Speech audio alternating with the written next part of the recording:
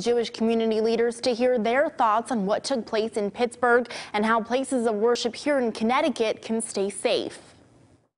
This attack on Jews in Pittsburgh was not an attack on Jews in Pittsburgh. It was an attack on Muslims. It was an attack on Christians. It was an attack on democracy. After the 11 deaths in Saturday's shooting at the Tree of Life Synagogue in Pittsburgh, many say it's important to make sure that the same doesn't happen here in Connecticut. You should be contacting your local police department and informing them and alerting them as to when your hours of prayer are taking place. Earlier today, before his rally in Illinois, President Trump addressed this tragedy and discussed the idea of having armed guards in synagogues. This would be a case for if there was an armed guard inside the temple, they would have been able to stop him. Maybe there would have been nobody killed except for him, frankly.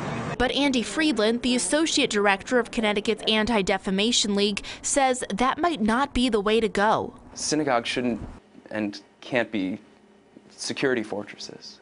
In order to have an open and community-facing institution, you can't just put up huge gates and wires. You need some amount of openness so that people can come in and people can feel welcomed and people can worship in peace. He says you need to have balance. You can spend a lot of money and take every precaution possible, and that's not necessarily an option for everyone.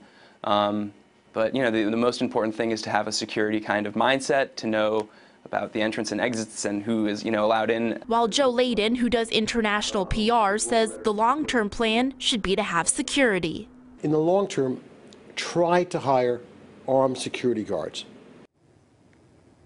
On Sunday evening, there is a morning and prayer community candlelight vigil scheduled on the steps of a congregation called Beth Israel in West Hartford. I'm Esther Cattrall, Fox 61 News.